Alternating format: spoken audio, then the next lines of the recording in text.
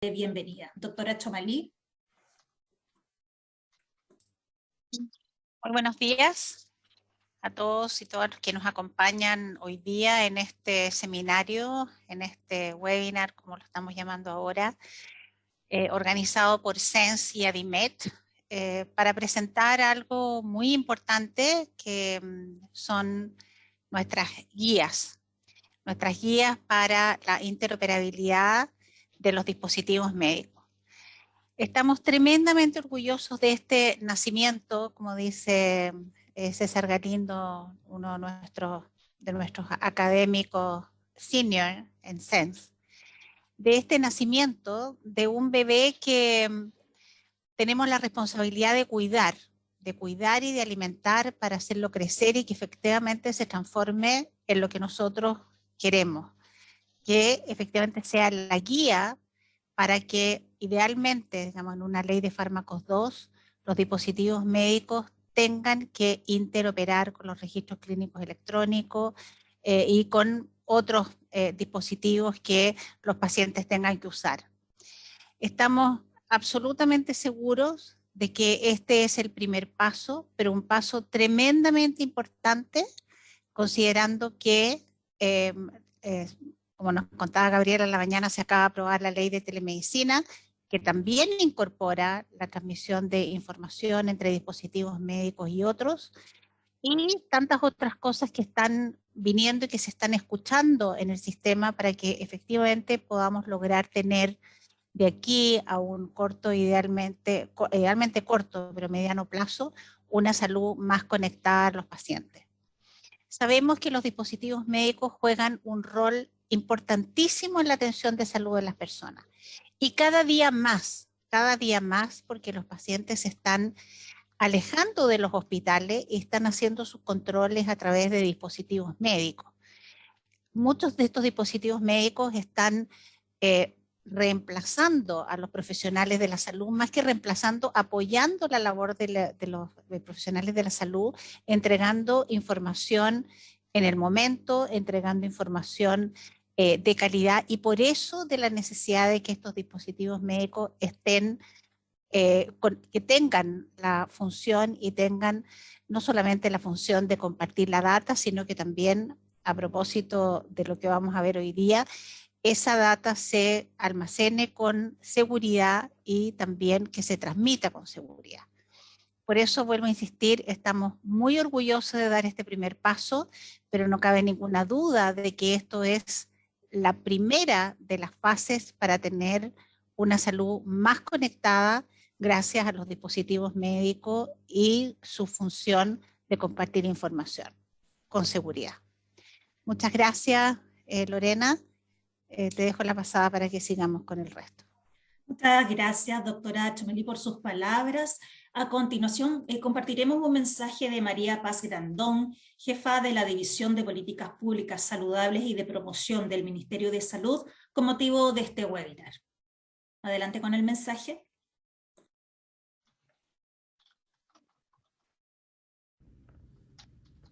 Muy buenos días a todos. Quiero darles las gracias por estar presentes el día de hoy. Y quiero agradecer también a SENS y a ADIMET por la oportunidad de reunirnos a todos para hablar de un tema tan importante como los dispositivos médicos y su interoperabilidad. Actualmente en el mundo existen más de 2 millones de diferentes tipos de dispositivos médicos, categorizados en alrededor de 22.000 grupos de genéricos, de acuerdo a lo que señala la Organización Mundial de la Salud. Lo que da cuenta de un campo muy diverso, altamente competitivo e innovador, en que el ritmo de desarrollo de productos nuevos además es muy acelerado, con ciclo de vida muy corto. En el país hoy día tenemos una reglamentación que data del año 1998, a través del Decreto Supremo 825. Esta normativa establece 3 puntos principales básicamente. El primero de ellos es la definición y la clasificación de los dispositivos médicos. A su vez, la exigencia de verificación de conformidad y el registro obligatorio de 7 dispositivos médicos actualmente. Por último, también señala la notificación de eventos adversos asociados al uso de un dispositivo médico y al sistema de tecnovigilancia para los productos bajo control obligatorio. Lo anterior da cuenta que la regulación de este tipo de productos se encuentra menos desarrollada que la que existe actualmente para medicamentos y vacunas. Y para proteger a la salud pública debemos prevenir y controlar los productos médicos de calidad subestándar. Tenemos que mejorar nuestra capacidad de trazar, notificar, vigilar y monitorear estos productos. Y para esto se requiere armonizar todos los sistemas, basándonos en regulaciones específicas.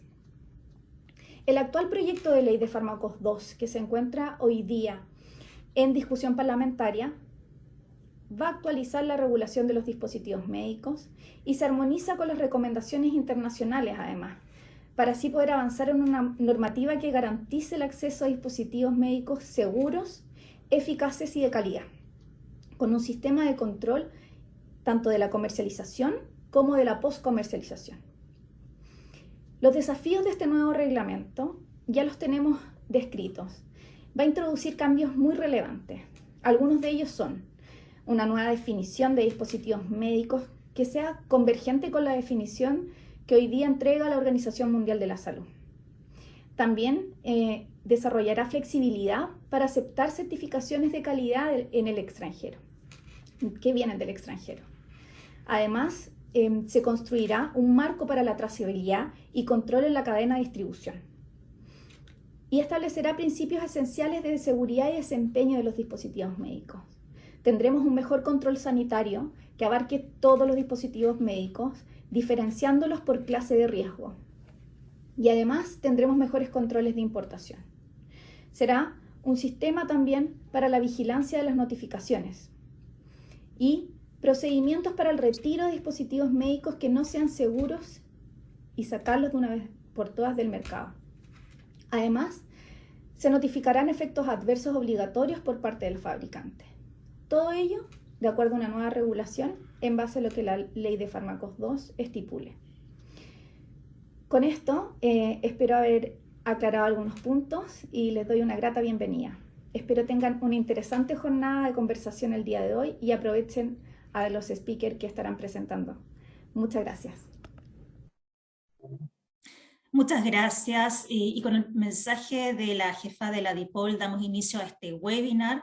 Comenzamos con el lanzamiento de la guía de buenas prácticas para intercambiar información en dispositivos médicos a cargo de Jorge Mancilla y Marcelo Cabello, ambos ingenieros senior de SENS. Muy bienvenidos y muchas gracias por presentar hoy día.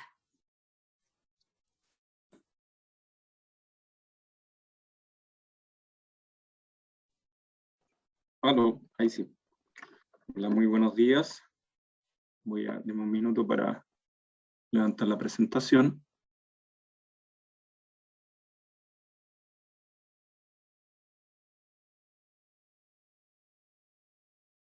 ¿Dónde la dejé?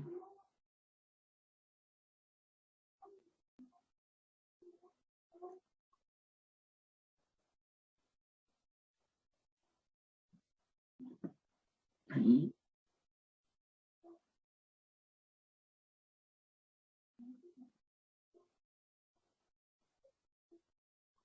Ok. ¿Se está viendo la presentación? Sí, Marcelo, se ve bien. Sí, ya, muchas gracias. Sí, se ve. Bien, buenos días a todo el público presente. Como primera, presentación del día de hoy, nosotros voy a hacer una presentación bien breve, ya tratando de hacer lo menos técnico posible para hacer entendible el lenguaje, respecto de un trabajo que estuvimos haciendo durante el año anterior, que es respecto de la integración de los datos de dispositivos médicos en registros clínicos electrónicos. Para eso darles un pequeño contexto, algunos antecedentes del proyecto. Lo primero que saben, lo que explicaba un poco María Luisa Grandón, es que la cantidad de dispositivos es amplia y su variedad también es compleja. ¿Ya? Existen aparatos de distintas clases y constatamos también que en general hay una falta de integración los datos de registros clínicos electrónicos, ¿ya? En tercer lugar, también hemos constatado en este proyecto, en este contexto, es que si bien hay uso de estándares, ya estos no siempre se usan de la mejor manera, y esto se da por varios motivos, ¿ya? Puede ser uno por la expertise, el grado de expertise del técnico que hace las integraciones, o también por los requisitos del cliente, lo que hace, digamos, hacer que estos estándares sean un poco mal aprovechados. Y en cuarto lugar es que la falta de estrategias nacionales para integrar esta información, pero bueno, con el trabajo de hoy día, digamos, ya se hace evidente de que estamos remando en la dirección a tener, digamos, estos elementos de manera estandarizados, ¿ya? Pero estos elementos impactan en las posibilidades de participar en el mercado, ¿ya? Tanto para el mercado de la empresa de dispositivos, ¿ya? Y por otro lado, para el cliente se le hace bastante dificultoso hacer las evaluaciones que tienen que, cuando se dan estas licitaciones de equipos, ¿ya? Se hace bastante más complejo hacer las evaluaciones de qué equipos son los que sirven y hacer las comparaciones con los equipos existentes que tengo en mi organización sanitaria, a objeto de poder tener una integración que no sea tortuosa, lo cual es complejo en este minuto. Por lo tanto, nosotros acá vislumbramos como oportunidad que, y como hipótesis, que el uso adecuado de estos estándares podría ayudar a emparejar la cancha en la integración entre los dispositivos médicos y los registros electrónicos, ¿ya? Y no solamente esto, porque la utilización o la disponibilización de los datos clínicos de los dispositivos estimamos que ayudará también a ser utilizados desde los registros clínicos electrónicos, y también con las tecnologías de hoy emergentes como el Big Data y la inteligencia artificial y el Analytics. De manera que nosotros, digamos, para enfocar este proyecto, que el alcance es bastante grande, lo que hicimos nosotros fue acotar un poquito esto y proponer los siguientes tres objetivos, ¿ya? El primero fue, digamos, bueno, integremos la información desde un dispositivo médico, ¿ya? La información saliente de este, y enviémoslos o disponibilicémoslos en un registro clínico electrónico. Y para ello, digamos, internamente básicamente lo que teníamos que hacer era traducir la comunicación saliente del dispositivo médico, buscar un estándar apropiado, ¿cierto? Y hacerlo, digamos, confluir al disponibilizarlo como salía en el registro clínico. Para ello también levantamos una especie de demostrador que es capaz de recibir los datos o emular la recepción de datos de un dispositivo médico, luego traducirlo o parciarlo, como lo decimos en nuestra jerga informática, traducirlo a un formato de salida que sea estandarizado, de manera que el consumidor de esos datos, digamos, tenga una salida de datos estándar para consumir. El segundo objetivo fue que todo esto lo hacemos apoyado en el uso de estándares y buenas prácticas, de manera de no inventar la rueda dos veces.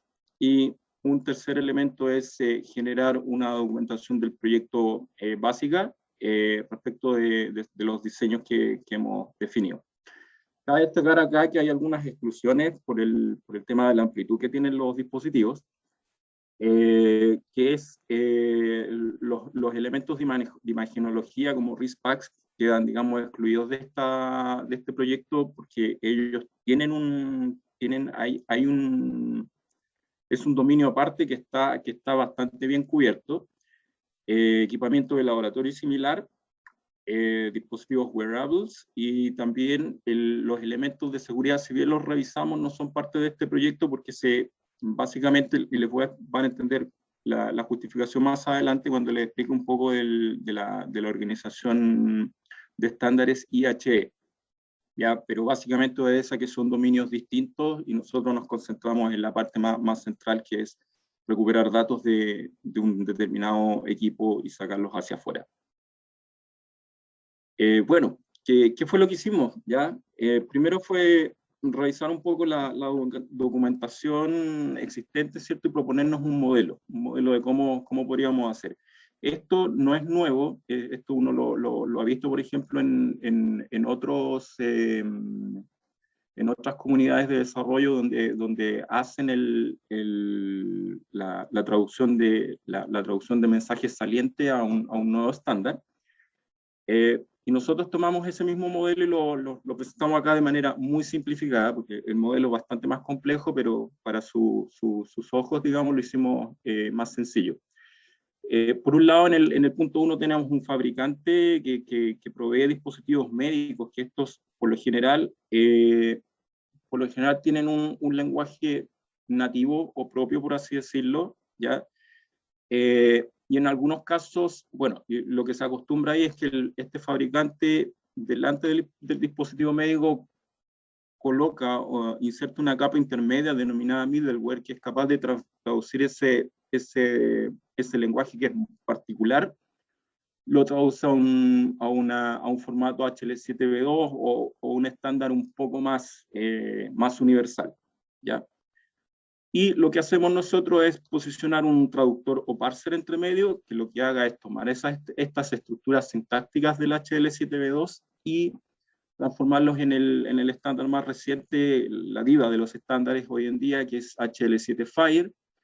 ¿Y por qué lo hacemos así? Porque HL7 Fire es un estándar bastante, digamos, donde el mercado, la comunidad se está moviendo a este estándar y presenta bastantes prestaciones mejores que el HL7V2, dado que puede ser, digamos, muy bien integrado en la web y consumir sus recursos a través de APIs, ¿ya?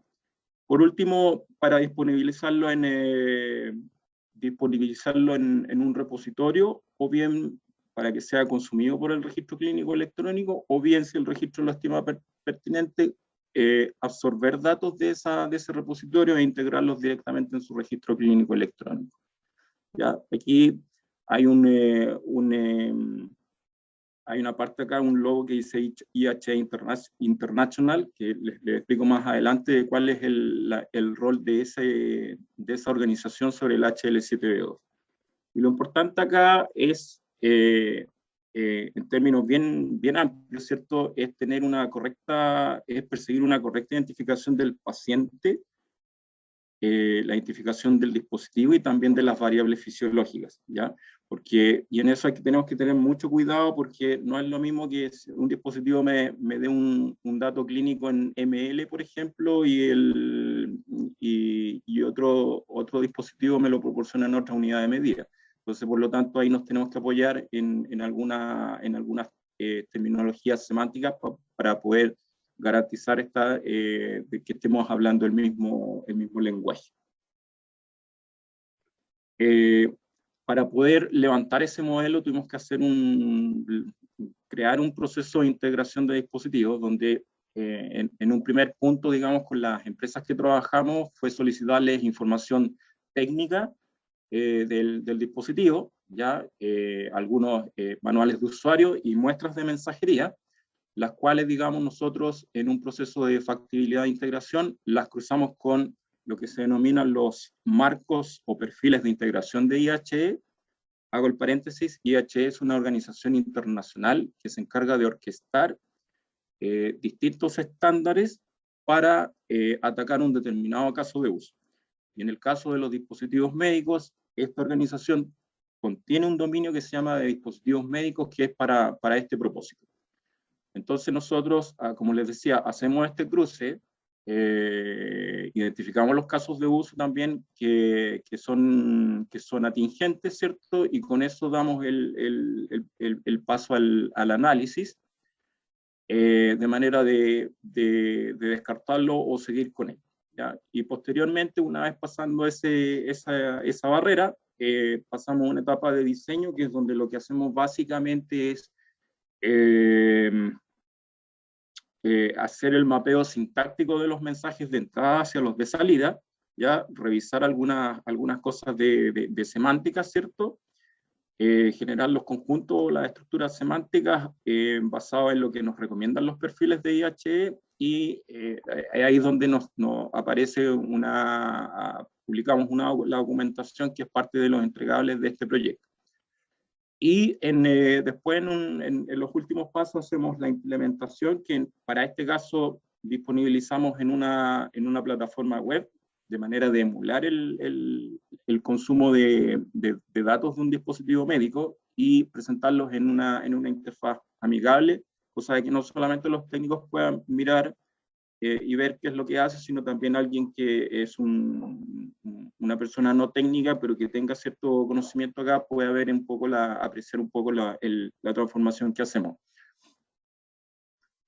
Respecto de los dispositivos que participaron en el proyecto, tuvimos que hacer participaron más de 4, pero hicimos una selección. Básicamente con los que trabajamos fue con dispositivos implantables, ya que de ahí se desprenden los marcapasos, desfibriladores y resincronizadores. Las bombas de infusión, que estas son un poquito más complejas, tengo que reconocer, porque estas no solamente operan con mensajes de variables clínicas o fisiológicas o de medición acá de los fármacos de lo que se consume, sino que además también trabaja con mensajería de alarma, mensajes que son tanto de ida o de vuelta hacia la bomba de infusión. Por lo tanto ahí tuvimos que acotar un poco el espectro y nos concentramos solamente en lo que nos reporta la bomba de infusión. Y un par de equipos que tienen una característica especial, que son los Point of Care Testing, ¿ya? Que en este caso tuvimos un glucómetro y un analizador de enfermedades al corazón, y aquí se salen un poquito del 80-20, porque en el caso del glucómetro es más sencillo, porque el dato, una vez medicionado, puede ser, digamos, dispuesto rápidamente, inmediatamente en la ficha para consumo del registro clínico electrónico, no así con el analizador de enfermedades, porque los datos que emanan de ese dispositivo tienen que ser visados por un humano, un tecnólogo o alguien afín. Por lo tanto, ahí se nos arranca un poco del caso de uso, pero de todas maneras igual pudimos trabajar con el glucómetro y captar, digamos, la data de salida. Respecto de los estándares que utilizamos, miren, la lista es un poquito larga y quizás poco entendible para el público, pero lo importante acá es entender que, primero, como estándares de base, están los estándares de la triple IEE, lo cual estos presentan, son una familia de estándares, entre ellos presentan arquitecturas, modelos, terminologías a utilizar, y sobre eso se construyen otros estándares, se apoyan en ellos para ir construyendo nuevas, construyendo mejores integraciones, ¿ya? Lo importante de esto es entender que nosotros nos apoyamos en IHE, que, como les decía, es una organización de estándares, es una organización que orquesta estándares de manera de poder elegir los mejores, digamos, para ciertos casos de uso. En relación a las buenas prácticas, como les decía, nos hemos centrado en hacer el uso de las recomendaciones internacionales. Básicamente esto es HL7, más los perfiles de la organización IHE, del dominio devices principalmente, a pesar de que hay otros. Y también concentrarnos en el manejo, digamos, de hacer la correcta identificación del paciente, del dispositivo, de los valores observados, y también en algunos casos de la vinculación con el acto clínico, que sirve para otros casos de uso, como por ejemplo para la valorización de prestaciones. Los casos de uso básicamente los separamos por áreas donde se aplican, en el caso de los monitoreos en hospitalizados, porque, digamos, obedece a ciertos pasos respecto de cómo enlazar el paciente con el dispositivo, etcétera, ¿cierto? También para los otros como dispositivos para métodos diagnósticos, ¿cierto? O qué tal como si lo aplicamos en la atención primaria, en las urgencias, que es similar a hospitalización, y también para la monitorización remota de dispositivos a domicilio. Aquí, por ejemplo, se aplica bien el dispositivo implantable.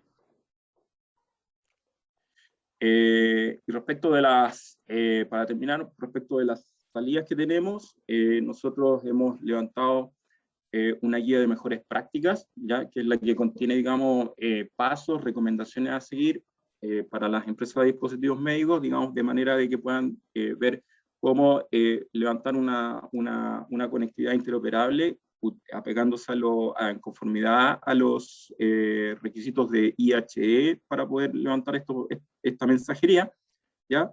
Y también para las empresas, en particular para las empresas que trabajaron acá con nosotros, les hemos diseñado de manera particular una guía de recomendaciones respecto de lo que encontramos en las cosas buenas y malas que encontramos, por así decirlo, las cosas buenas que encontramos en sus dispositivos, y cómo poder mejorar la parte de la mensajería, hacerla más alineada con los estándares del IHE. Y por último, la plataforma de demostración, ¿ya? Que es un demostrador que recibe mensajería en HL7V5, de 2.5, perdón. Digamos, nuestra plataforma valida el mensaje según algunas reglas que tenemos ahí levantadas, la traducimos a una especificación de FHIR, la disponemos en un servidor de estas características, FHIR, y se provee una interfaz de manera de emular un registro clínico electrónico, de manera de consultar los datos según los casos de uso que sacamos del perfil RDQ, que es, por ejemplo, dame todas las mediciones de un determinado paciente, o dame las mediciones del paciente X en un determinado rango de fecha, o dame las mediciones de este dispositivo para este paciente en este rango de fecha. Se pueden hacer varias combinaciones, pero puse como las más ilustrativas. ¿Ok? Y bueno, eso ha sido un poco traté de reducirlo lo más sencillo posible, y si tienen preguntas, bueno, pueden hacerlas, o si no por el chat yo las puedo ir respondiendo a lo largo del seminario. Muchas gracias. Muchas gracias a ti, Marcelo. Les recuerdo a quienes nos siguen que vamos a tener al final del webinar una sección de preguntas, así que quienes quieran hacer preguntas a Marcelo sobre la guía, la pueden poner por el chat, y será contestada, será en el fondo contestada al final del webinar. Bueno, de todas maneras, muchas gracias por este primer esfuerzo por estandarizar el intercambio de información en dispositivos médicos. Sin duda que esta guía será de gran utilidad para quienes se encuentran en este proceso dentro de sus organizaciones. A quienes nos siguen en este webinar les contamos que tendrán el privilegio de ser los primeros que reciban la guía en sus correos en los próximos días, y la guía pronto estará disponible tanto en el sitio de SENS como en el de ADIMET. Vamos a pasar ahora a nuestro primer panel de discusión: cómo interoperar en dispositivos médicos de la teoría a la práctica. Presentamos a sus participantes: César Galindo, académico de la Universidad de Valparaíso, chair de HL7 en Chile; al médico radiólogo Esteban Hebel, jefe de salud digital del Servicio de Salud de la Araucanía Sur; y a la gerente general de ADIMET, Gabriela Garham. Muchas gracias por acompañarnos. Muchas gracias por la invitación también. Vamos a comenzar con las preguntas. Solo recordar que tenemos en este bloque 20 minutos, así que vamos a tratar de ser lo más ecuménicos y para que todos puedan participar. Empiezo con César. Muy buenos días, César. Hola, buenos días. Vamos a hacer tipo de debate político. Ponte tú. Entonces, recién escuchamos al ingeniero de SENS presentando la guía que se desarrolló en conjunto con ADIMET. ¿Cuál es el aporte, un poco ya desde el punto de vista mucho más macro, de esta guía de buenas prácticas para la salud en Chile?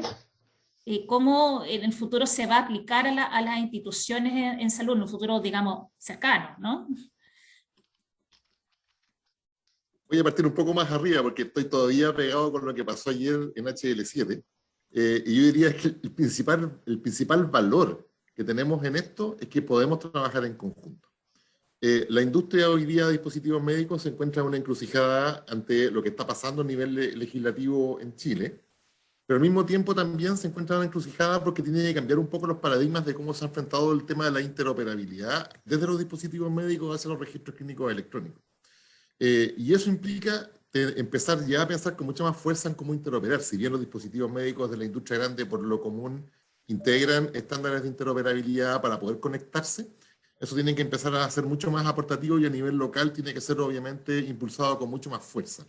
Yo diría que la gran virtud de este proyecto, que nació desde Adimech, y nos llamó, nos convocó para poder colaborar, tiene la virtud de que la industria se puso de acuerdo, las empresas se pusieron de acuerdo en colaborar con un objetivo común.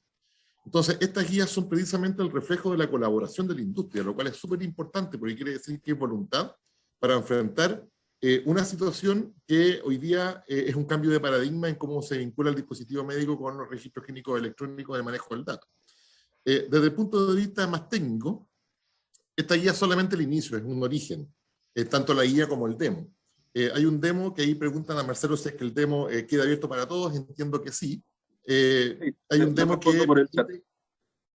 Hay un demo que permite, gracias Marcelo, hay un demo que permite probar de que efectivamente hoy día, claro, en un área bastante restringida, porque estamos hablando solamente de aquellos dispositivos que están trabajando con estándares internacionales más antiguos, pero que puede traducir el lenguaje con el cual los dispositivos médicos se pueden comunicar en un estándar mucho más moderno con los registros clínicos electrónicos.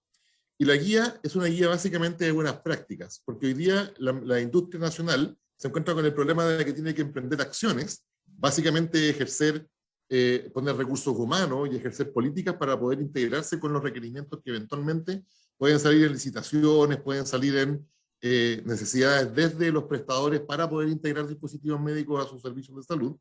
Y esta guía permite que la industria pueda tener parámetros sobre los cuales poder accionar o comparar lo que ellos tienen para poder llegar a integrarse de manera mucho más simple o cumplir mucho más fácilmente con los requerimientos que van a empezar a surgir cada vez más desde los prestadores. Así que el aporte está ahí, en los dos aspectos que acabo de mencionar.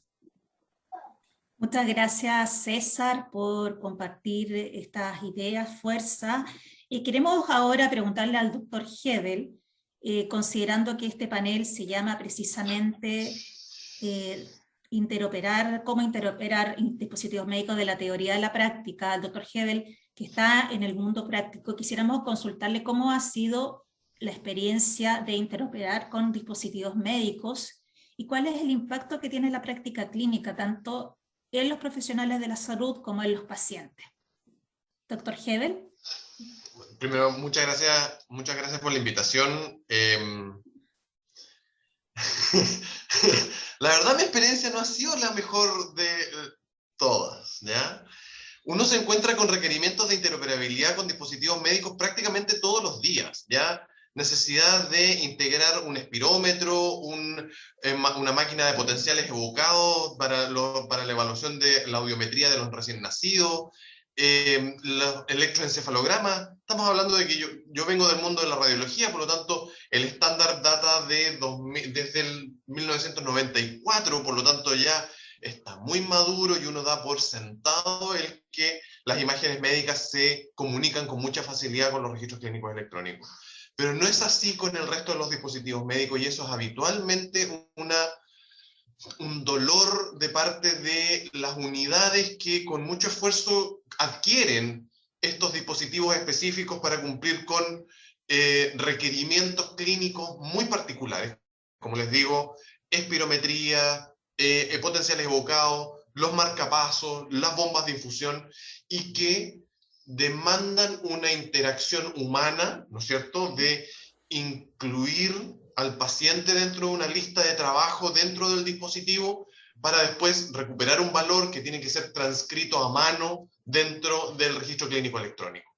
Por lo tanto, yo estoy extremadamente contento con que esto haya dado frutos, de que hoy día la industria se está poniendo las pilas literalmente, porque en mis comunicaciones personales, les cuento como anécdota, el mayor aporte ha sido mandarme el manual que está en polaco o en alemán del dispositivo para ver si es que yo puedo hacerlo interoperar.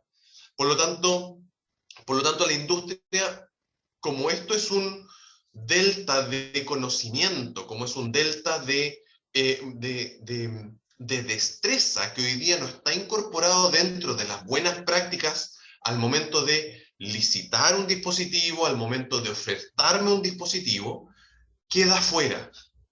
Por lo tanto, y aquí hay otro componente bien complejo que tiene relación con que el sistema de registro clínico electrónico, el sistema esté en condiciones de recibir la información que el dispositivo hoy día quisiera enviarme. Por lo tanto, nosotros vivimos en un ecosistema de mucha inmadurez. Nosotros acá en Temuco tenemos un repositorio de datos clínicos que se ciñe estrictamente al estándar HL7 FHIR. Por lo tanto, yo pudiera conectar cualquiera de estos dispositivos con muy poca dificultad a mi repositorio de datos clínicos para poder empezar a recibir automáticamente esta información que se está transmitiendo, ¿no es cierto? Pero por otro lado hay déficit, y qué bueno que presenta la jefa de la DIPOL antes que nosotros, que tiene que ver con cómo hacemos terminología, cómo ponemos en un tesauro de dispositivos cuáles son todos los dispositivos que existen en Chile y que están avalados para poder ser comercializados. Y ese es uno de los déficits y eso es uno de los desafíos que tenemos por delante, probablemente para esta década, para tener servicios terminológicos que nos reporten centralizadamente cuál es un dispositivo que está acreditado, de cuál es un dispositivo que no está acreditado para poder ser comercializado en Chile, tomando en cuenta de que la definición de dispositivo es extremadamente amplia. En este momento nosotros aquí estamos viendo un segmento muy pequeño, que son aquellos que transmiten información desde la máquina hacia otro. Pero dispositivos médicos también es una prótesis de cadera, también es un bajalenguas, también es todo, ¿no es cierto? Lo que no son fármacos, lo que no son moléculas que se ingieren para poder ejercer un acto médico, ¿no es verdad? Entonces, nos falta y estamos todos trabajando en el objetivo de mejorar, de hacer madurar todo nuestro ecosistema, de tener tanto las herramientas que tributen como aquellas que reciban, para poder hacer este proceso de interoperabilidad que sea más expedito. Eso, gracias. Gracias, doctor Hebel. Sin duda nos entrega muchas luces sobre la realidad práctica de lo que sucede en este momento con la interoperabilidad de dispositivos médicos y sin duda las brechas que tenemos que también acortar. Gabriela Garham, de la Asociación de Dispositivos Médicos de Chile. Escuchando al doctor Hebel y también desde la academia, ¿por qué, y un poco de perogrullo, por qué ADIMECH decide incorporarse a este proyecto de desarrollo de guía de buenas prácticas? Muy buenos días a todos. Primero contarles que la ADIMECH es la asociación gremial que reúne a las empresas de innovación en el sector y que aquí todos los socios tienen un genuino interés de querer contribuir a mejorar la salud de las personas. Hay que recordar que cuando partimos este proyecto se vivía marzo del 2020, o sea, era prepandemia. Y no había tanto interés o no estaba tan acelerado el tema de la interconectividad, la interoperabilidad y la salud digital. Lo que nos motivó a nosotros es que entendemos que la data es un hito relevante para la toma de decisiones clínicas. Y si queremos aportar a la salud de las personas y queremos mejorar los procesos, el contar con esa información, con un registro adecuado de ella y poder tomar decisiones en base a la data era sumamente importante. Entonces teníamos que ver cómo poder interactuar desde los dispositivos médicos con los registros clínicos electrónicos y hablemos de registro clínico electrónico en el amplio sentido de la palabra. Y ahí fue cuando nos contactamos con el CENS y empezamos a trabajar en conjunto, no sin desafíos de por medio, incluida la pandemia, para poder llevar a cabo este proyecto.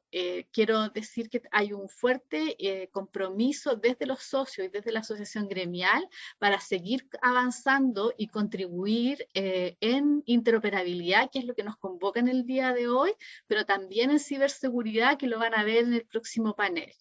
Agradecer a todos y decir que cualquier contacto con la asociación gremial se puede hacer a través de nuestra página web en www.adimech.cl. Muchas gracias. Muchas gracias, Gabriela, por tu intervención. Y vamos a dar paso al segundo panel de discusión. Ciberseguridad, un desafío para la implementación de la transformación digital en salud. ¿Qué considerar? Vamos a presentar a nuestros panelistas, Carolina Pizarro, directora de Cyber Risk en Deloitte, Leonidas Rosa, gerente general de la Clínica Alemana de Osorno, y Carlos Ormeño, Master of Science en Ciencias de la Computación Avanzada y Tecnologías de Internet con Seguridad de la Universidad de Bristol y asesor de CENS. Sean muy bienvenidos los tres y muchas gracias por participar hoy día en este panel. Quisiera comenzar la primera pregunta con Carolina Pizarro, especialista en ciberseguridad, y quisiéramos preguntarle cuáles deberían ser las principales prioridades a nivel de ciberseguridad que deberían tomar las instituciones de salud a nivel nacional. Hola, buenos días. Buenos días. Bueno, a ver, es bien importante cuando hablamos del tema de instituciones de salud saber que este sector finalmente es una de las áreas productivas con mayor movimiento. Hemos visto en el último tiempo todos los pacientes que acuden a recibir miles de atenciones asociadas a estos servicios, por lo tanto se genera un gran volumen de información. Lamentablemente este gran volumen de información también viene asociado con una venta de datos en el mercado negro, como lo llamamos la dark web, que puede llegar a alcanzar valores increíbles. O sea, hoy día podemos ver que el valor de una tarjeta de crédito tiene un precio de pocos dólares, y cuando hablamos de un historial clínico, hoy en día puede llegar a costar hasta $100. Entonces, aquí vamos viendo la importancia de la información que se maneja en hospitales y clínicas, finalmente en el sector de la salud, y cómo se ha visto claramente involucrado finalmente, como se ha visto afectado en este último tiempo con el tema del COVID. Entonces, tal como en otras ciudades o en otros lugares en Chile también nos hemos visto afectados. Hemos tenido casos de proveedores que han sido hackeados, los proveedores de imagenología, el Hospital Sotero del Río. Hubo filtración de pacientes COVID el año pasado, y varios intentos de ransomware y phishing que han tenido diferentes sistemas de salud que han sido públicos, y otros también han tratado de contenerlo internamente. Entonces, pero principalmente, ¿por qué pasa esto? Es porque los hospitales y clínicas son mucho más propensos a pagar un rescate por la necesidad de tener sus sistemas operativos en línea. O sea, un hospital o una clínica no se puede permitir tener un ataque de ransomware y no poder disponibilizar una ficha clínica porque puede costar la vida de los pacientes. Entonces, como íbamos a la pregunta y después de esta pequeña introducción, en Chile no estamos haciendo tanto como deberíamos. En general no se cuenta con mucha información acerca de la prevalencia y el éxito de ataques, y en muchos casos ni siquiera sabemos cuándo llegó la intrusión. Finalmente sabemos que estamos siendo atacados, pero en muchas instituciones ni siquiera hay un responsable de ciberseguridad que pueda estar monitoreando esto proactivamente. Por lo tanto, es crucial continuar creando conciencia sobre los riesgos de un sistema mal protegido, sobre los riesgos de no invertir en ciberseguridad, porque finalmente el costo, la reputación de la institución que puede ser dañada por todo esto es mucho más alto de lo que nos podemos imaginar. En general, las autoridades en Chile y diferentes instituciones, es importante que formen equipos de trabajo que sean competentes. No podemos seguir esperando a las leyes, no podemos seguir esperando que pasen los proyectos de ley. En este tema sabemos que tenemos que ser proactivos. Y finalmente, trabajando con políticas definidas. La seguridad informática es un proceso continuo, entonces a medida que vamos informatizando nuestra actividad, esto también se convierte en un aspecto core de la institución. Entonces, cuando vemos que hoy día todavía pensamos en ciberseguridad como gasto y no como una inversión a nivel país. Principalmente estamos en un gran error porque finalmente si no trabajamos claramente y no vamos en una línea de una estrategia de ciberseguridad, probablemente hoy día no hemos sido hackeados, pero probablemente nos pase mañana. Sin ir más lejos, hoy día yo creo que muchos han podido ver las noticias que el 11 de septiembre sufrió una vulnerabilidad el colegio médico y hoy día están cobrando todavía no ponen precio al hackeo que se realizó para la base de datos que tienen retenida. Entonces, y por otra parte, como para cerrar en la parte de la política, efectivamente se están haciendo varios avances en temas de leyes, proyectos de ley que lamentablemente por pandemia han estado más detenidos en el Congreso, que tiene que ver con el proyecto de delito informático, harta convenios de relación público-privada entre el Ministerio del Interior y el CECIR, precisamente con instituciones públicas y privadas, que le dan la posibilidad de estar conectado y de estar más alerta a lo que está pasando. Pero hoy día, si nos vamos a un resumen claro, a pesar de la regulación en curso y todo lo que se está pasando, las empresas deben identificar claramente cuáles son los riesgos al interior de su organización y empezar a fijar controles que puedan mitigarlo. Si no trabajamos internamente, si no creamos una conciencia responsable de lo que se está haciendo, lamentablemente vamos a seguir en un sector altamente vulnerable y que cada día más va a ir recibiendo más ataques. Ese es el tema. Y esto ya no se ve solamente en el mundo, sino que en Chile claramente estamos día a día recibiendo estos ataques. Muchas gracias, Carolina, por la información que nos has dado. Quisiera preguntarle a Leonidas, respecto de los riesgos de los cuales hablaba Carolina, ¿cuál sería, en su opinión, el principal riesgo en esta materia que han enfrentado durante la pandemia las instituciones de salud? Hola, primero que todo, buenos días a todos. Muchas gracias por la invitación. Antes de responder tu pregunta, yo quería volver un poquito atrás en el tema de fondo, quizá de la conferencia, que tiene que ver con los dispositivos. Porque al final del día, yo veo que, bueno, la legislación en Chile y en general en el mundo es que los datos son del paciente. Hoy día tenemos una serie de dispositivos que los pacientes usan. Eso es real y esos datos quedan guardados en alguna nube de marca. Yo uso un Garmin, tengo amigos que son diabéticos y se controlan periódicamente. Está personas que periódicamente están haciéndose holter de presión, y hay una serie de elementos que en general son muy masivos, afectan a muchos pacientes, y nosotros como prestadores de salud, yo estoy en el mundo privado, yo creo que en realidad no lo estamos tomando en cuenta, y quizás estamos todavía en una visión que yo creo que estamos muy atrasados, de mirar el registro clínico electrónico de cada institución de salud, ¿ya? Que son efectivamente datos súper importantes, pero que sin duda, si uno lo mira en el volumen de información de salud que tiene una persona hoy para tratar de estar mejor, la información de salud que tiene a través del teléfono, el reloj, la pesa electrónica, el dispositivo para controlar los indicadores de insulina, hay una cantidad de datos impresionantes y ya están en la nube. Entonces, y ustedes saben que acá en Chile no tenemos una ley de interoperabilidad real, como algunos gobiernos como Austria, Suiza, que ya tienen un registro electrónico integrado y que el paciente viaja con eso. Digo esto porque el gran problema que ha tenido en la pandemia, nosotros somos una clínica que recibimos más de 100 pacientes derivados con COVID desde otras instituciones de salud, y esos 100 pacientes venían con una carpeta en PDF. ¿Ya? Evidentemente, evolucionar un paciente con una carpeta en PDF es un desastre. Es un desastre. Porque básicamente tú tienes que diagnosticar al paciente de nuevo. Y el costo que implica que cada paciente llegue a una institución de salud y lo tenemos que diagnosticar de nuevo, es en parte lo que explica la lista de espera, en parte lo que explica los altos costos de FONASA y en parte lo que explica los altos costos de la ISAPRE. Porque el gran dolor de la ISAPRE es que por el modelo de libre elección, las personas que tienen poder adquisitivo se diagnostican tantas veces como prestadores visiten, ¿ya? Y eso es complejo.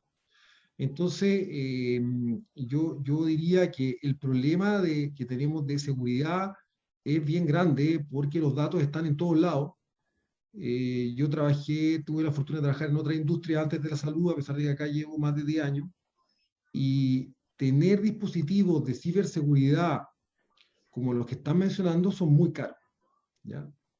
Si cada uno de nosotros ataca la seguridad de datos de manera individual, bueno, van a estar felices algunos proveedores de la industria, pero es muy, muy caro.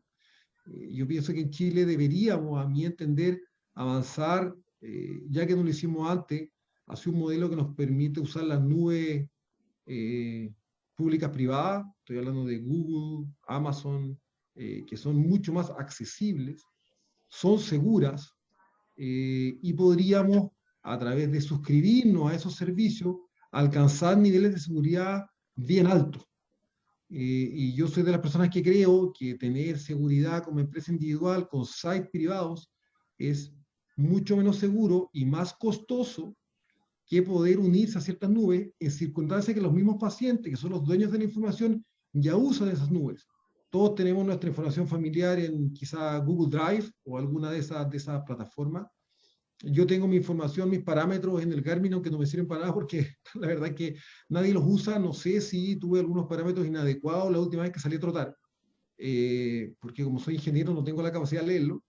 Entonces, creo que cuando hablamos de ciberseguridad y del desafío de los dispositivos periféricos, creo que es bueno plantearnos cómo podemos capturar esos datos y finalmente cómo podemos hacerlos útiles para el equipo tratante de un paciente, ¿ya? Creo que tenemos la oportunidad de avanzar rápido porque como estamos tan atrás y los pacientes derivados, hoy día estamos también en la lista de espera de pacientes GRD, de cirugía, la verdad que la información que tienen esos pacientes de diagnósticos en general es bien antigua, por lo cual otra vez hay que diagnosticarlos de nuevo porque ha pasado quizás 1, 2, 3 años.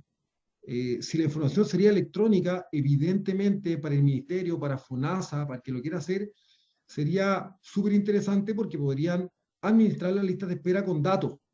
Ahora esos datos yo coincido perfectamente, tienen que estar en un entorno de seguridad, como decía Carolina, que sea el adecuado, ¿ya? Para que los podamos transmitir o para que más bien estén en un repositorio en el cual podamos acceder y acceder a esos datos, pero con datos, tomando un poco las palabras de Marcelo, con datos que sean útiles, ¿ya? Que sean útiles y podamos hacer curvas de evolución y usar esos datos para favorecer al paciente en un ambiente seguro. Creo que es el desafío que nos tendríamos que plantear. Muchas gracias, Leonidas. Sin duda nos entrega muchas luces sobre todas las brechas que tenemos que cubrir en los sistemas de salud para poder lograr sistemas interoperados realmente. Sin duda hay mucho que avanzar y esta guía es un primer inicio. Y sobre este tema, y volviendo al tema de los resguardos que en ciberseguridad, quisiera preguntarle a Carlos Ormeño, ¿cuáles serían los resguardos que se deben tomar desde un punto de vista técnico para que los datos de los pacientes se encuentren protegidos? Super. Buenos días a todos. Muchas gracias por la invitación. Gracias, Lorena, por la pregunta. Yo creo que hay ciertas consideraciones primarias que hay que hacer y que primero que el mundo técnico, en este caso las consideraciones técnicas, nunca deben estar disociadas de los aspectos estratégicos o los aspectos contextuales en los que se mueve la información. Es decir, hay que entender primero que todo que los datos hay que protegerlos, por supuesto, pero los datos no son estáticos.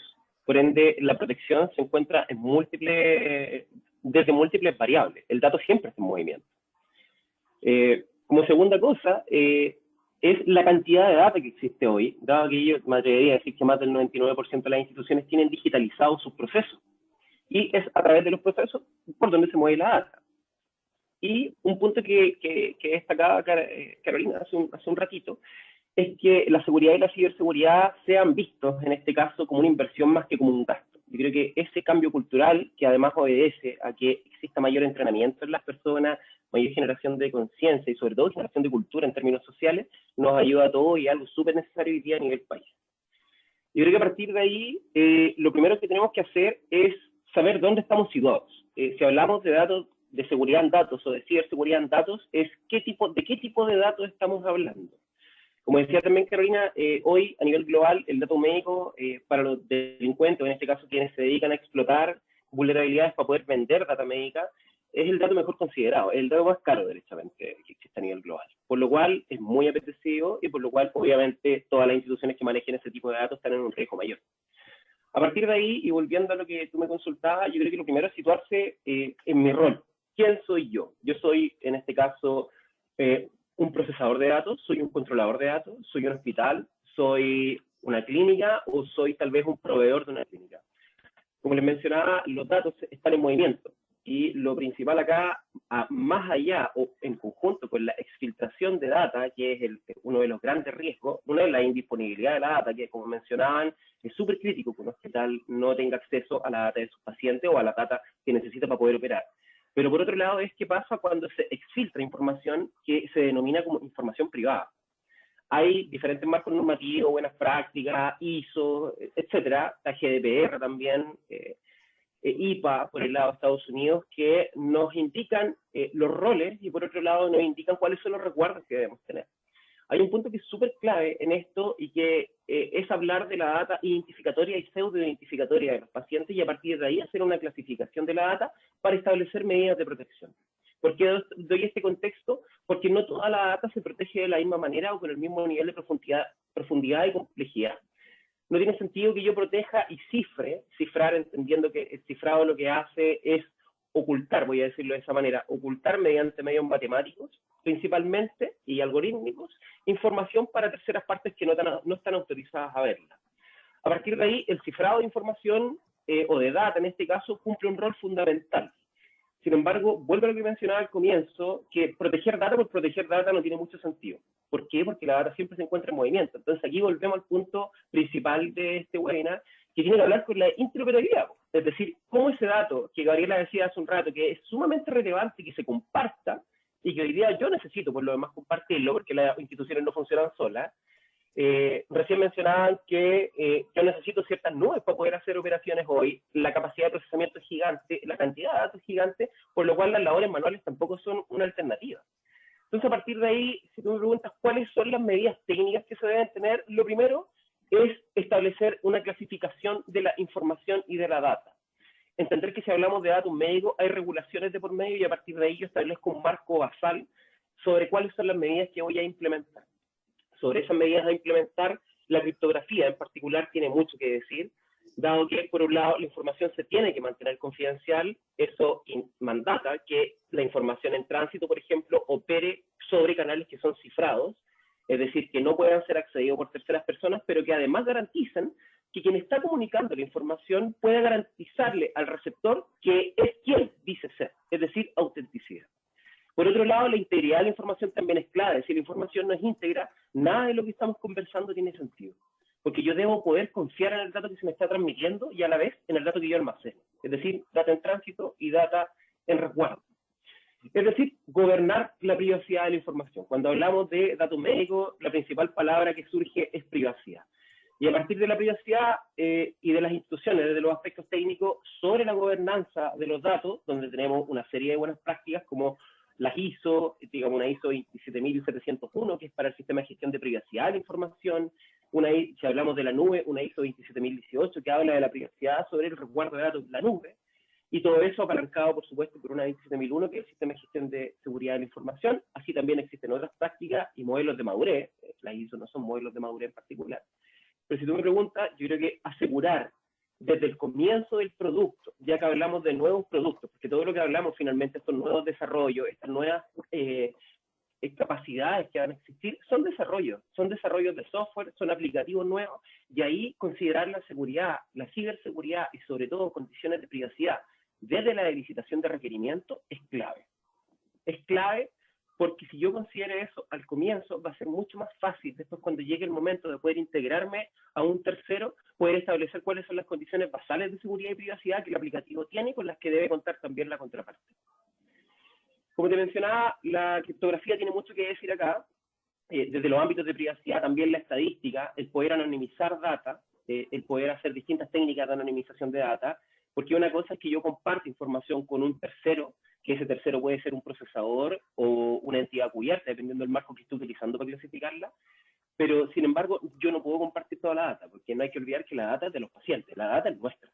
Y como la data es nuestra, yo para poder interoperar, salvo que sea con un tercero que esté autorizado y que yo como paciente autorice por lo demás, esa data debe viajar anonimizada.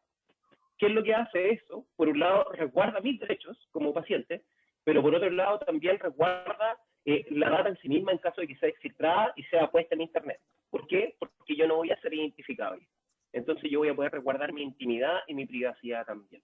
Entonces, técnicas de anonimización para la data que requiera ser compartida con terceras partes es clave como medida técnica. La data siempre se ve en contexto, nunca se ve de manera aislada. Eso también es muy importante, porque en función de eso son las medidas de protección que yo voy a aplicar. Y confidencialidad, es decir, esquemas de cifrado para proteger la data tanto en reposo como en tránsito, y ahí podemos hablar de esquemas de cifrado, ya sea cifrado asimétrico, pero lo importante es que existan medidas de protección que garanticen esta propiedad de la información, que es la confidencialidad. Y por otro lado, como última cosa, algo sumamente relevante, sin querer hablar ni de appliance, ni de nada concreto que tenga que ver con un firewall, con un IDS, con un IPS, con un anti-malware, con un anti-ransomware. Lo importante, muy, muy importante, es que yo pueda garantizar que la data es íntegra, que la data se mantenga privada a lo largo de los distintos procesos que tenga la organización, y en este caso las organizaciones, si estoy interoperando, y que pueda ser utilizada en beneficio, por supuesto, de todos nosotros. Muchas gracias, Carlos, por esta explicación desde los aspectos técnicos sumamente interesante. Muchas gracias a los panelistas de este segundo panel de discusión, y vamos a dar espacio a las preguntas en general que son abiertas tanto para este panel como para el anterior, y acá personalmente me voy a tomar mi rol de periodista y voy a hacer una consulta, porque se ha nombrado bastante el tema del paciente, y considerando que como ecosistema de salud siempre tenemos que tener al paciente en el centro, ¿cuál es el rol acá del paciente en poder resguardar su seguridad y en que estos datos estén disponibles para interoperar? ¿Está consciente de este proceso? ¿Debe dar autorización? ¿Cuál es el rol acá? Porque si bien se habla, seguramente, o yo como paciente, si no estuviera trabajando en esta área, difícilmente estaría enterada de esto. Entonces, esa pregunta se deja abierta, que la quiera contestar de los panelistas.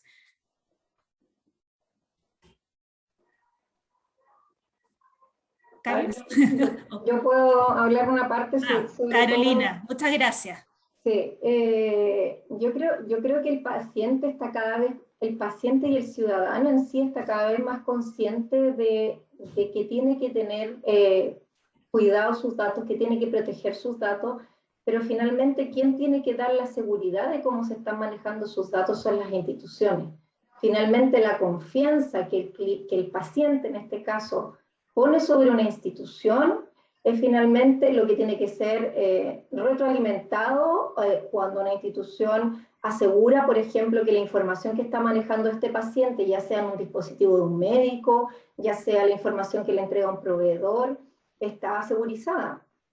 Hoy día cada vez, o sea, acá en Chile tenemos la mala costumbre de entregar el root por todo finalmente. Es como que vamos a la farmacia y entregamos el root, y vamos construyendo un perfil de las personas que finalmente sirve para una venta que nosotros no estamos autorizando. Pero hoy día cuando yo entrego información, hoy día con todo lo que ha pasado, el paciente está mucho más consciente de qué pasa si filtra una ficha clínica, cuál es la responsabilidad que tengo yo, o por qué me están pidiendo esta información, hasta dónde llega esa información, dónde están resguardando esa información. Entonces, desde mi punto de vista, creo que la institución es la que tiene que dar la confianza y la seguridad de que los datos de ese paciente están resguardados. Muchas gracias por la respuesta, Carolina. Me están consultando si las guías van a estar disponibles. Sí, van a estar disponibles prontamente. Se les va a enviar a quienes nos siguen hoy día a través de su correo electrónico, y van a estar disponibles tanto en el sitio web de ADIMED como en el sitio web de SENS. Y también el demostrador web también estará disponible, que se presentó hoy día. Nos preguntan por acá si el proyecto tiene considerado incluir ventiladores. No sé si algunos de quienes desarrollaron el proyecto, Jorge o Marcelo, nos pueden contestar. Sí, sí, la pregunta la respondimos en el chat y efectivamente, claro, tengo que confesar que el monitor multiparamétrico y el ventilador mecánico eran mis favoritos, ¿ya? Pero por aspectos de la conformación inicial del proyecto y la selección de equipos, es que no atacamos esos elementos. No obstante, digamos, son equipos bien interesantes debido al volumen de datos que generan y abre como otras preguntas también respecto de cómo interpretar toda la data que generan esos equipos y poder hacerla procesable por los clínicos, ¿ya? No lo digo esto en el sentido de que esta información vaya como la lectura que hacemos nosotros del dispositivo vaya a reemplazar al monitor que ve, por ejemplo, el médico UCIsta, sino que, porque para eso está el monitor, pero sí que esa información vaya cayendo a algún repositorio y pueda ser posteriormente analizada para detectar ahí algún tipo de anomalía, ¿cierto? Cualquier, digamos, variación que sea interesante, digamos, comunicarla, ¿ya? Así que eso, no tengo más comentarios ahí al respecto. Muchas gracias, Marcelo. Lorena, sí, muy cortito para complementar lo Perfecto. que estaba hablando recién Marcelo, es decir que hay que recordar que cuando nosotros partimos con este proyecto, el caso de uso estaba orientado al paciente de monitoreo crónico. Estábamos hablando previo a la pandemia y nuestros casos de uso fueron justamente a ver cómo monitoreábamos a los pacientes crónicos a través de dispositivos médicos, y en el proceso, dado todo lo que aconteció, se agregaron dispositivos médicos de monitoreo no remoto. Existe la voluntad y el interés de continuar avanzando en este proyecto y seguiremos trabajando con todos los actores para poder ir generando más interoperabilidad en dispositivos médicos con distintos otros casos de uso. Gracias.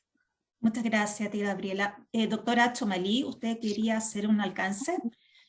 Sí, yo creo que es importante aclarar que este proyecto va en la línea de proteger la información de los pacientes, ¿sí? Es decir, mira, esta es una guía para poder hacer una transmisión de datos clara y segura. Y también recalcar de que la protección de datos de los pacientes está incorporada en la Ley de Deberes y Derechos de los Pacientes y en la Ley de Datos de Protección, protección de datos personales. Por lo tanto, y eso le carga, digamos, el deber a las instituciones, como decía Carolina, de resguardar la confidencialidad de los datos. O sea, eso está regulado por ley. No es que si el hospital quiere o no quiere, o sea, ellos tienen la responsabilidad y tienen digamos, la obligación por ley de resguardar esa información. Y esto que estamos entregando hoy día, la guía de interoperabilidad, buenas prácticas de interoperabilidad, lo que hace es ayudar a las instituciones a mejorar la seguridad de los datos que se están captando de los dispositivos médicos. Eso es lo que quería aclarar. Muchas gracias, doctora Chomalí. Leonidas, ¿también estás con un comentario? Sí, mira, yo, junto con evidentemente valorar lo que están haciendo, porque la iniciativa me parece súper potente, ¿ya? Creo que es súper interesante lo que dijo Gabriela, porque post pandemia, ustedes saben que incluso la han llamado una nueva pandemia de los pacientes rezagados. Y me parece que es muy potente por la complejidad que estimo que es más acotada de tratar estos pacientes crónicos. Nosotros estamos en Osorno, y es bien interesante porque acá funciona muy integrado el paciente, muchas veces se ve en el sistema público, que es integrado y tiene altos niveles de resolución, mayores que la clínica privada, y también hace un esfuerzo en venir a la clínica privada. Creo y lamentablemente sería mucho más fácil para el paciente porque es un esfuerzo relevante pagar la consulta. Por ejemplo, cuando van a ver a un diabetólogo privado, que puedan disponer de los datos, porque al final del día están buscando una segunda opinión. Entonces, yo creo que esta iniciativa de tener protocolos y estándares para poder guardar los datos de forma ordenada, que coincido con la doctora Chomalí respecto a que es nuestra responsabilidad, el paciente nos está demandando poder hacer uso de esos datos. Hoy día tenemos restricciones para poder entregarle esos datos, para seguir resguardando los niveles de seguridad que las leyes nos imponen.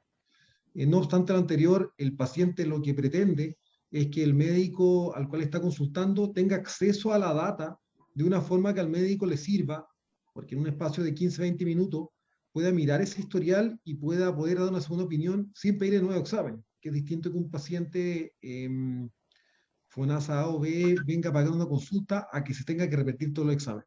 Entonces yo de verdad solo felicitar por la iniciativa y espero que pronto podamos darle acceso a nuestros médicos a datos más integrados de los pacientes que los visitan. Muchas gracias, Leonardo. Sin duda es un gran desafío en ese sentido. Carlos, tienes ahí tu manito levantada. Sí. Adelante. Brevemente, primero para felicitar la iniciativa. Yo creo que es muy necesario y de hace muchos años también.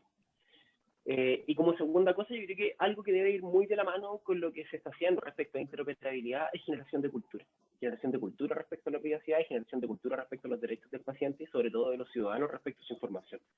Yo creo que una vez que seamos capaces de poder traspasar, y me defino como responsable también por supuesto, que seamos capaces de traspasar o poder generar conciencia, entrenamiento en los ciudadanos, todo va a fluir de mucha mejor forma, porque incluso va a cambiar la forma en que las instituciones hoy son apreciadas y la forma en que el ciudadano ve qué es lo que va a pasar o cómo él confía en su información que va a quedar en un tercero. Y ahí también todos tenemos un rol que es sumamente relevante y que debe ir muy de la mano con los avances tecnológicos en interoperabilidad o en cualquier cosa, voy a decirlo así, que en el fondo implique traspasar datos personales hacia un tercero. Solo eso. Muchas gracias, Carlos. Vamos por tiempo. Vamos a hacer la última pregunta para ir cerrando. Les contentamos que de todas maneras las preguntas las pueden dejar y después se les va a enviar las respuestas por email. Y acá Italo Babestrello consulta, que bueno, además de agradecer la información y la iniciativa, dice, considerando que los responsables institucionales de la gestión de la tecnología hospitalaria son los ingenieros biomédicos, ¿tienen pensado involucrar a estos en las siguientes etapas del proyecto? Eso en general. ¿Alguien que nos pueda? ¿César? Sí, me hago cargo de eso, dada mi área de trabajo en la Escuela de Ingeniería Biomédica de la Universidad del País. Claro, algo tienes que ver. Ítalo pasó por acá, así que saludos, Ítalo. Le contesté en todo caso la respuesta por escrito, la pregunta por escrito, pero yo creo que siguen la misma dinámica. Estas cosas pierden sentido cuando algunos de los actores que son relevantes no son consultados o no aparecen por lo menos dando opiniones como para que sea mucho más potente el alcance de las cosas que uno quiere hacer. Y lo que plantea Ítalo es muy cierto, porque una cosa es que nosotros trabajemos con la industria de dispositivos médicos con el objetivo de alinear a la industria en torno a un objetivo, cuya finalidad es que ese objetivo, es que estos dispositivos terminen integrando información en los registros clínicos electrónicos. Con todos los aspectos de seguridad que se han hablado acá y otros elementos más que también hay que considerarlos, por supuesto. Pero también está el otro lado de la vereda, que son aquellos que no solamente tienen que hacer toda la gestión de compra del dispositivo médico, sino que además tienen que hacer todo el ciclo de vida del dispositivo médico en su mantenimiento, y eso empieza a incluir algunos rasgos importantes de informática también. Y naturalmente el ingeniero biomédico es aquel que está encargado de esa gestión tecnológica y por lo tanto a él le pega también todo lo que se está haciendo acá. Y luego, si esto que estamos haciendo no se lleva también al otro lado de la vereda, entonces estamos despotenciando el alcance de lo que podemos hacer. El cómo podemos articular estos grupos de trabajo, estos equipos de trabajo, estos alcances para que lleguen finalmente a todos los actores relevantes, ese es un tema que tenemos que discutir. Pero yo creo que hoy día estamos sembrando precisamente la semilla para que desde ahí empiecen a aparecer todas estas inquietudes, estos requerimientos, estas necesidades, y ojalá podamos llegar en algún momento en el cual, a través del CENS, tal vez como entidad integradora, empecemos a formar grupos de trabajo, grupos de conversación, y desde ahí, obviamente, empezar a generar esta sinergia y estas ideas que pueden potenciar lo que estamos haciendo, y obviamente llegar a generar mucho mayor impacto del que pensamos. Así que tomo lo que dice Ítalo y lo considero muy apropiado. Muchas gracias, César. Aprovecho de agradecer a todos los panelistas que han estado presentes en este webinar. Nosotros nos tenemos que ir despidiendo, pero no sin antes dejando a la presidenta de la Asociación de Dispositivos Médicos de Chile, ADIMET, Asice Fernández, que nos puede ofrecer unas palabras de cierre de este webinar en el día de hoy. Asice, adelante. Gracias, Lore. ¿Me escuchan bien? Perfecto. Perfecto, súper. Bueno, muchas gracias a todos quienes han participado y han seguido este webinar, ¿no? Súper interesante conocer las distintas visiones de los actores del ecosistema de salud sobre la transformación digital en salud. Felicitar, súper contento a todos quienes hicieron posible que la guía de las buenas prácticas de interoperabilidad de dispositivos médicos, desarrollada por SENS y ADIMET, sea hoy una realidad. Una primera realidad que tenemos que, sin duda, seguir avanzando para generar metodologías aplicables en las distintas instituciones de salud, como veníamos hablando. Súper interesante también escuchar las experiencias prácticas de interoperar dispositivos médicos en los espacios clínicos. Vimos, como nos decía Leonidas, todavía tenemos grandes oportunidades, esto recién comienza, y tenemos que seguir trabajando, así como también en el impacto de la ciberseguridad en las instituciones de salud, y las salvaguardas necesarias para mantener la seguridad de los datos de los pacientes. Como ya hablamos, la digitalización en nuestros tiempos nos lleva mucha delantera. En el mundo de la salud todavía tenemos que acelerar muchas transformaciones para que tanto el sistema como los pacientes se vean beneficiados de estos avances tecnológicos. Y quiero rescatar acá lo que hablábamos de este esfuerzo colaborativo, ¿no? Esfuerzo colaborativo de todos los actores, industria, todos los distintos stakeholders para poder avanzar en este camino. La industria innovadora a la que pertenecemos las empresas de ADIMET, tenemos y presentamos tremendos avances en salud digital y vamos a continuar invirtiendo recursos a nivel global para que los dispositivos médicos puedan contar con las ventajas de la digitalización y la inteligencia artificial. Entendemos que ahí es donde nos encontramos, ¿no? Con todos los temas de ciberseguridad, que es un gran desafío que tenemos que seguir avanzando y algo pendiente que tenemos, ¿no? Sobre todo lo que tiene que ver con sistemas de salud. Necesitamos una política pública en salud digital basada en estándares internacionales que perduren en el tiempo, rompa estos silos, permita la interoperabilidad y seguir mejorando, ¿no? El sistema, sus costos, mejorar resultados y la calidad de vida de los pacientes, que es lo que nuestro país necesita y reclama con urgencia. Gracias a todos por aportar como Asociación de Empresas Innovadoras de Dispositivos Médicos en este tema, y espero que nos volvamos a encontrar para seguir construyendo la transformación digital de la salud en Chile. Nosotros estamos súper comprometidos a seguir trabajando en conjunto y seguir avanzando en este tema que se vuelve de suma urgencia y muy relevante para poder seguir avanzando en la salud de nuestro país. Muchas gracias a todos por estar con nosotros. Muchas gracias, Cise, por tus palabras de cierre. Nuevamente agradecer a todos quienes participaron y también quienes se conectaron hoy en este webinar. Esperemos que no sea el primero ni el último sobre temas de interoperabilidad y ciberseguridad en salud. Y bueno, quienes no alcanzamos a contestar sus preguntas, por favor déjenlas y serán contestadas vía email lo más pronto posible. Muchas gracias y que tengan un excelente día. Súper, gracias. Chao. Chao. Gracias a todos. Chao, chao. Gracias. Adiós.